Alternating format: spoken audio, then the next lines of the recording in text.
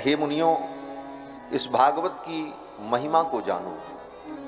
ये भागवत किसको मिलती है? सूत जी कहते हैं, जन्मांतरे भवेत पुण्यम तदा भागवतम लभे। जिसने जन्मांतर में पुण्य किया है उसको भागवत की कथा मिलती है, वही भागवत सुन पाता है जो पुण्यात्मा है। सूत जी ने कहा, मैं तुम्हें एक इतिहास बताता हूं। राजा परीक्षित जब कथा सुनने बैठे गंगा के तट पर, मैं भी वहां पर था, उसी समय देवता लोग स्वर्ग से अमृत कलश लेकर के आए। थोड़ा अमृत नहीं, एक घड़ा अमृत। देवता जब आए तो देवताओं की उस भीड़ को देखकर सुखदेव जी ने कथा रोक दी। बोले अभी ये चले जाएं तब कथा हो, और या तो ये बैठ जाएं तो कथा हो। सुखदेव जी ने पूछा, कैसे आगमन हुआ? देवताओं ने कहा कि हम स्वर्ग से अमृत लेकर के आए हैं, ये अमृत राजा परीक्षित को आप दे दीजिए, क्योंकि राजा परीक्षित मरने के डर से कथा सुन रहे हैं। आज के 7वें दिन इनको तक्षक नाग काटेगा, इनकी मृत्यु होगी, इसलिए ये कथा, ये अमृत इनको पिला दो। और जो कथामृत श्रीमद् भागवतामृत आप इनको पिलाने जा रहे हो, ये भागवतामृत आप हमको पिला दो। सीधी सीधी बात, ये स्वर्ग का अमृत राजा परीक्षित को दे दो, और इस धरती का अमृत जो भगवान की कथा है, भागवत कथा, ये अमृत हम देवताओं को पिला दो। क्योंकि स्वर्ग में अमृत मिलता है, कथामृत नहीं मिलता, और इस धरती पर कथामृत मिलता है लेकिन स्वर्ग का अमृत नहीं मिलता। तो जहां जो वस्तु नहीं होती है तो अदला बदली की जाती है, विनिमय किया जाता है, व्यापार कर लिया जाता है। तो देवताओं ने कहा, एवं विनिमय जाते सुधाराज्ञा प्रपीयताम। इस तरह अगर विनिमय हो जाए तो राजा अमृत पी लेंगे, और हम लोग प्रपास्यामो वयम सर्वे श्रीमद् भागवतामृतम, हम लोग श्रीमद् भागवतामृत पी लेंगे। देवताओं की बात भी अपने जगह पर ठीक थी कुछ। भाई हर व्यक्ति अपने स्वार्थ के लिए कुछ करना चाहता है, लेकिन सुखदेव जी ने देखा, अरे ये देवता तो कथामृत तो चाहते हैं, लेकिन इनके हृदय में भक्ति नहीं है। भक्ति विहीन होने के कारण ये कथा के अधिकारी नहीं। भक्ति विहीन व्यक्ति को कथा सुनाओ तो कथा सुन भी नहीं पाएगा, और कथा उसके हृदय में प्रविष्ट भी नहीं होगी। इसलिए देवताओं, सुखदेव जी ने विचार किया, अभक्तास्तांश्च विज्ञाय न ददौ स कथामृतम। ये देवताओं में भक्ति नहीं है, इनके अंदर भगवान के प्रति वो दृढ़ निष्ठा नहीं है, इसलिए इनको कथा सुनाना ठीक नहीं है। सुखदेव जी ने उनको विदा कर दिया। राजा परीक्षित ने कहा, हमको स्वर्ग का अमृत नहीं चाहिए, हम तो भागवतामृत पिएंगे।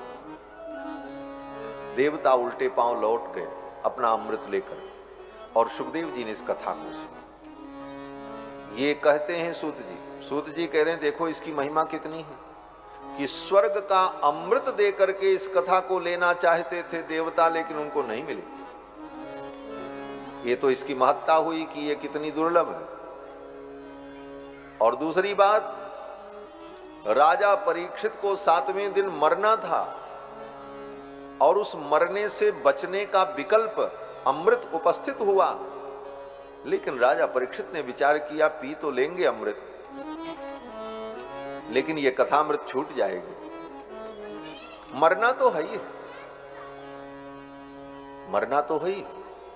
आज चाहे आज के लाख वर्ष बाद मरना तो है। कोई कितना भी अमृत पी ले इस धरती पर, यह मृत्युलोक है, मरना पड़ेगा। रावण के नाभि में भी तो अमृत था, रावण को भी मरना पड़ा। नाभि कुंड पीयूष बस जाके, रावण की नाभि में भी अमृत था, लेकिन मरना पड़ा।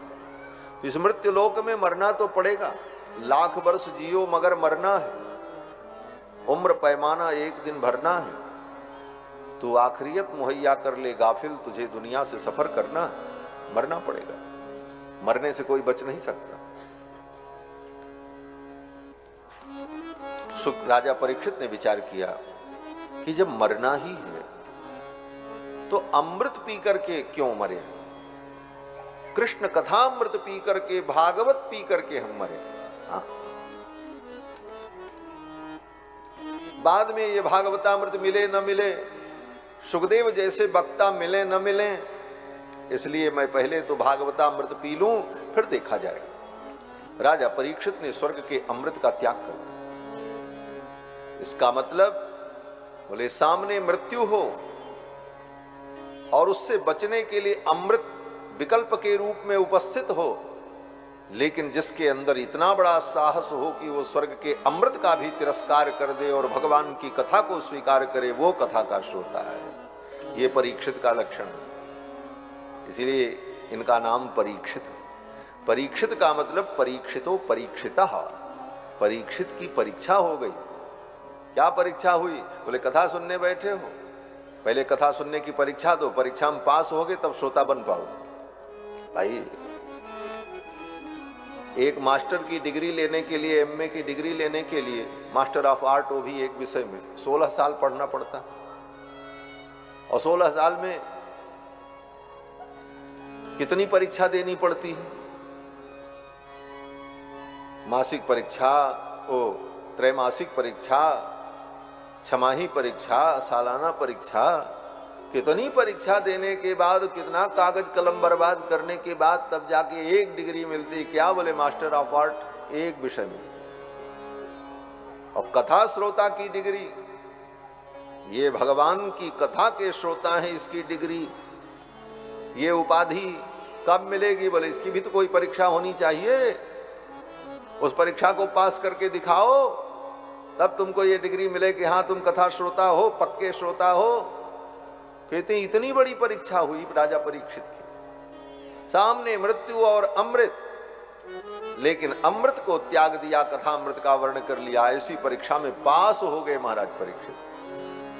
आज का आदमी तो फेल हो जाएगा, हाँ कहेगा कथा बाद में सुनेंगे, पहले तो अमृत पी लें, जो होगा देखा जाएगा। लेकिन महाराज परीक्षित इस परीक्षा में पास हो गए, इसीलिए उनका नाम परीक्षित हुआ। परीक्षितो परीक्षिता।